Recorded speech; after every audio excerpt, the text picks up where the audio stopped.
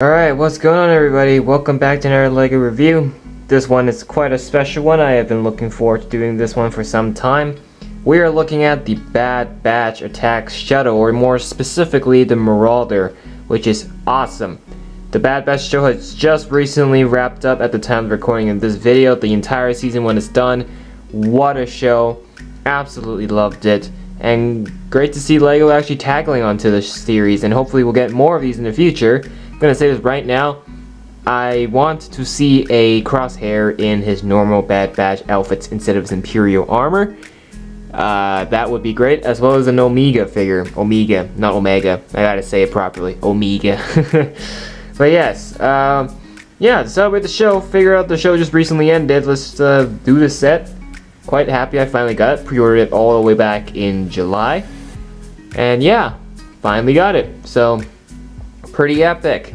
So we've got pretty much all of the main Bad Batch members here, and we've got a Gonk droid, we got the main shuttle, we got 2 speeders, so there is quite a lot to look at here, so let's get right to it. Alright, starting off nice and easy, of course we got the main thing itself, the Bad Batch shuttle itself, the Marauder, I believe that's what they call it. You know what it really looks like? An Imperial shuttle, but I guess that's where they later pulled off the inspiration, for the Empire at least. But definitely, the first thing I want to say is the color scheme. It's in shape, but I was quite surprised of how tiny it was. Of course, the shuttle was much bigger, had living spaces for pretty much every member of the Bad Batch. And just to see this doesn't really seem minifigure scale. If it was a little bigger, and I'm talking about the price that you pay for this thing, if it was a little bigger, I think that would be a lot better. I think that would just make the price a little more worth it. So I was quite surprised seeing the size of this thing. This was definitely uncalled for sure. So obviously its main play feature is the wings, being able to fold all the way down like this. Yes, you can take it all the way like this, but the proper way of it flying in flight mode is like this, which of course is a little bit impossible holding it up. I think I just shot the spring-loaded shooter by accident. But yeah, it's pretty much like that. But just for the simplicity, I'm gonna lay it flat like this at the moment, just so you can see the stuff on the side with the wings down and everything. So there's that. Yeah, you know, if it was a little bit more in scale, I think that would definitely be better. But it's pretty okay. Like, looking at the wings, it's got good color scheme. It's got the black, got the blue, got the gray. That's all right. And then it just continues on here. It's leaning more towards a darker-ish blue, like kind of like a greenish blue color, turquoise, if you will. For the main fin at the top, you can see the underside of this. That's a bummer, but oh well. But then you can see the better side on this side. Obviously, it's just a Lego plate, so you can't really, like, you know, exactly do anything about it. It's kind of, it is what it is. So there's that. The back of the shuttle consists very nicely. I think I just shot the spring-loaded shooter again, which we'll get to in a bit. You know, for the detailing, it is what it is for the rocket boosters and all that, so that's all right. It's got that little red light at the back, which is also pretty nice. To open the thing, of course, oh my god, I keep shooting this. Why? I was gonna say, to open the shuttle, to access the inside, you definitely do not pull that off. That was just loose. You just pretty much lift this entire thing up. So you can lift the front cockpit, and you can lift this whole thing for the rest of the shuttle to access the inside of it. So let's start off by looking at the cockpit first, which is a big piece here, and that consists of a sticker right on top of it. Kind of wish it was an actual window instead of just a sticker piece. That was a little bit disappointing, but again, it is what it is. So there's that. So now with that opened up, we can now see the inside a little better. Again, this thing is very sensitive to braking for some reason. Just a little misalignment. I can fire the spring-loaded shooter or have this come off. So yeah, so first, for starters, here is the cockpit. This is probably where Tech will be flying the shuttle. You get an extra seat at the back, so you can fit 2 minifigures here. Control panel is up there. And then, near the middle, this is like the main bunker, which is surprisingly very claustrophobic and can only fit 1, maximum 2. You can try to attempt to stuff 2, but I wouldn't really recommend it. It just seems so claustrophobic inside. But, yeah, I don't know, like... What do you guys think? Honestly, I feel like the space in here could be expanded a bit.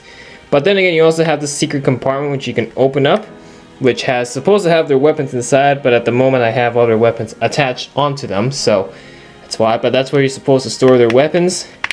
So there's that, and then you got a little print here of a Wolfpack clone. Nice print right there, that little sticker piece. I shot the spring-loaded shooter again. Here is another printed piece with the Separatist Dreadnought, as well as the Republic Star Destroyer.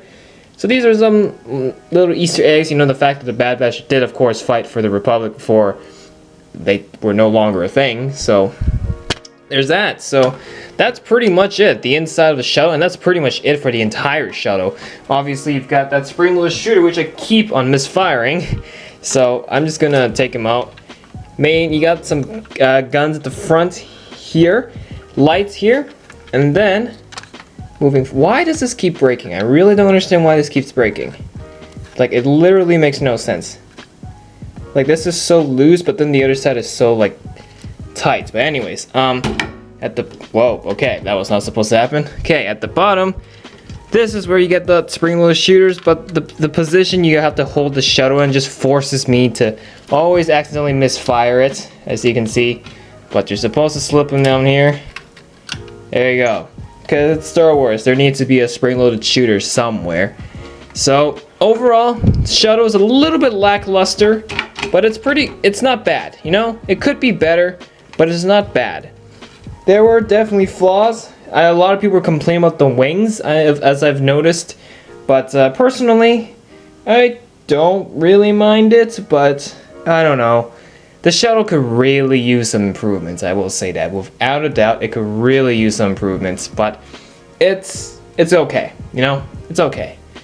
So there's other stuff included, as well as 2 speeder bikes. So let's look at those speeder bikes first, and then we'll look at the minifigures. So let's get right to it. Here are the 2 bikes included in the set. I believe one of them is Crosshair's, and the other one is Tech's. So here's Tech's first. Nice light green color. That looks very nice. Very bright, though, I will say. It's got these, I guess these are like to balance out the vehicle, either that or their guns. But pretty nice build here, you know, with some stickers involved, obviously, but overall, there's a pretty good consistency going on here with the white, the gray, and the lime green. So I think that is a good combination of colors for sure. But other than that, I don't really see what else is there for this bike. Well, it's actually pretty oversized because, well, it's not really in minifigure scale. Pretty big bike, I will say. But if you want to talk about oversized, look at this behemoth. This is exactly like the 501st Battle Pack, where the ATRT was just too big for the minifigure. It's a bike, but yet this is bigger than like a normal Lego car. Like, this is a massive bike. Good color scheme though, matches the shuttle. Has stickers and all that, and of course has stud shooters at the front. But like, still, this is massive. Like, sheesh. This is I can't imagine trying to steer a bike that is this big. Like, just honestly, the scaling has always been a problem with vehicle builds, with Lego vehicle builds, especially Star Wars. Like, it's a bike. It's not supposed to be this big. The rider has to be bigger than the vehicle. But this seems like this is the other way around, and it's been like that for some time. Both bikes too. Tech's is slightly better because it's still small, but Crosshair's bike, sheesh, this thing is massive, I must say. Massive. These bikes, honestly, I just feel like they're a filler for the set. If they took out the bikes and made the shuttle more detailed and better and more spacious, I would gladly take that. But I really felt like these bikes were a little bit unnecessary. And if I was a designer, like I said, I would not waste the budget that had been given to develop these 2 bikes. And instead, to make the Shuttle look a little better. So that's just my opinion. What do you guys think? But apart from that, that's the bikes. Now I'm hoping many of you watching this video have already seen pretty much the entire season of the show, or have been keeping up with the show, because I'm a little bit afraid I might spoil a little bit by accident, so I apologize in advance. But yeah, that's all I hope. But let's get with the minifigures. So first and foremost, I decided to pick Hunter and Tech first because these two clones actually have hair, whereas the other people don't. Have you noticed that? Only Hunter and Tech have hair. So, first and foremost, here's Hunter, and I will say I'm a little bit disappointed with Hunter because he just looks like a normal clone. Hunter has a backpack, and for some reason this set didn't include that backpack. It's like that big pack that he wears. Yeah, why is it not here? Tech has it. It's like a miniaturized version of it, but why does Hunter not have it? That's not Hunter then. That's not complete. That doesn't define what Hunter is. So that is a problem that needs to be tackled with. Obviously, if I had spare parts, I would make a backpack to fit for him, but officially it doesn't include it. So he's just a regular clone. But that's honestly the only problem I have with this set as a whole. That really bothers me. But I will say the prints still look really nice. The helmet looks awesome. And honestly, I just feel like Hunter looks like just some random clone commander, or like clone captain commander, you call whatever. But yeah, missing the backpack. Not cool. He's got his knife. He does have a pretty accurate head print though, face print. Here he is, got the headband going on. He has two faces, as you can see. And then the hairpiece for him included is this one, which is the Moro or Ronin Ninjago reference hairpiece. You put that on. There you go. Here's Hunter, and this is what it looks like with the hair on. But that backpack. That backpack is vital, and they didn't include it. But here's Tech. Tech is actually the most completed figure I've seen here. He's got I think the pistol's new. His helmet, of course, is a special mode of his own. It's such a complicated helmet. It has goggles and all that, as Sid would call them, goggles. He has a lighter armor print than the others, which I've just noticed that now. He has a lighter armor print, lighter gray. So here's Tech with the goggles, but here's something special. Here's Tech without the goggles. Now that's something the show has not given us yet. They have not shown us what Tech looks like without the goggles. At least off the top of my head right now, I don't really think they have. He's got this backpack, of course, with the radio antenna and all that, because he's Tech, so he needs to bring all the techie stuff with him. But I don't know. Seeing him without goggles, I don't remember the show actually showed it, but anyways, I'm thinking too much. But here's his hairpiece. There you go. You put that on. It's Lego's best attempt. You know, it's Lego. They can't like really, not exactly what his hair looks like, but it's good enough. You know, it's good enough. But with the helmet on and all that, I actually quite enjoy the look of Tech here. But we'll say these two are not my favorite from all the Bad Batch minifigures this set has. Next up are these two guys. I enjoy these guys better, even though Echo had zero character development, zero in the entire show. But with that being said, here's Echo and here is Wrecker. Wrecker, yes, Wrecker has gotta be the best one here of the bunch in terms of the minifigures. Wrecker has the best print and all. I'm glad they stuck him as a normal minifigure and not as big fig, because I think I would just ruin the consistency. So this is good. He has this pretty nice helmet. I think it's the same mold as the Iron Man helmets. So there's that. He's also got his big armor piece. And then he's got his gun. Here's what he looks like. He's bald, so there's no hairpiece included for him. Really like that look. No secondary face for him, as you can see. And I really like this armor's consistent color scheme with the gunmetal gray and all that. That I believe Wrecker here honestly has the best, what's it called? The best color print here. Helmet just looks awesome as anything. And yeah, honestly, I can't say any more, but just Wrecker is honestly the best one here. Just gotta say that right now. And then here's Echo. Now, Echo does have a R2-D2 Magico hacking rod thing on his arm, but LEGO didn't go that direction here. Instead, they just changed the printing on his hands. You can see black hand, and then they've got just a lighter gray hand to kind of represent his robotic arm. I mean, if they can do that, if they can include a hook for pirates, for pirate figures, right? Why don't they do it for Echo as like a, if they include the pirate hook, right? So I think they can do something similar with Echo, just replacing his hand with like just a single rod or something, just to make it a little more accurate. But I guess that's all right, you know, with the different color prints going on for his hand. I don't know, but I guess it works. Helmet looks pretty nice. There's that. You take that off. Here is his face.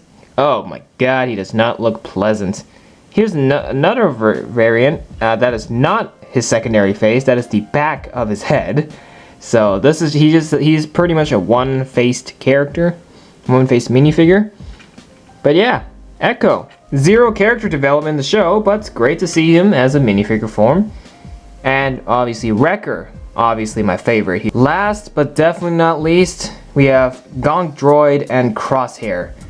Here's the Gonk droid. Honestly, I don't really see the point of including him other than like an Easter egg or something, I guess, in this set. But he looks alright, you know, he's got a very, very basic build. Dark gunmetal gray. That's, I don't know. I don't see the point of this guy. But, I don't know. It's cool to see him, but I just don't understand why he's in. I know he's in the show. He was on the shuttle with them, but they don't need to make him a figure. But I guess that's fine. But here's Crosshair, but not in the way you think, of course. Now I hope in the future we'll get a Crosshair in his normal Bad Batch armor and not this Imperial armor, which he pretty much was the entire show. Here's a sniper. Very nice print on his helmets right here. All black. He kind of looks like a Death Trooper, you know. Also, another thing missing for Crosshair, he has a backpack as well, which he can store his sniper on. And just like Hunter, LEGO did not include it for a Crosshair here. Kind of wish they did that. Take the helmet off. Here's his face. No secondary face, as you can see. But yeah, no, they repeated the same mistake for Hunter here, which they did include his backpack, which is quite surprising. So Gonk droid, I don't know, Crosshair, he's a pretty decent figure. But with that being said, that is the entire Bad Batch covered, and all the minifigures covered. Let's look at the box, and then we'll wrap up this review once and for all. Alright, here is the box for the Bad Batch Attack Shuttle. Seems like they're just going through the deserts of Tatooine right there. Set 75314 with 969 pieces. You've got pretty much all the figures at the bottom. And I really like on the top, on the art, on the top corner, you get to see Hunter, Tech, and Wrecker. So that's pretty nice. And then here's the back of the box. You can see, it looks like the Bad Batch is about to go on a face-off with Crosshair. 1v4. So yeah, that's pretty much it, and shows off all the play features and all that and whatnot. But you know, it's like a Darth Vader castle-sized box, so it makes sense. It makes sense.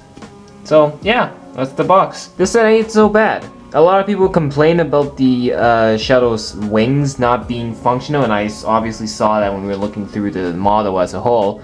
But it's not bad. I ain't complaining for a pretty much mediocre LEGO set. This isn't like an Ultimate Collector Series set. This is a play set. And honestly, I'm not complaining. I'm just glad the Bad Batch is in minifigure form, and I am glad that I've got it.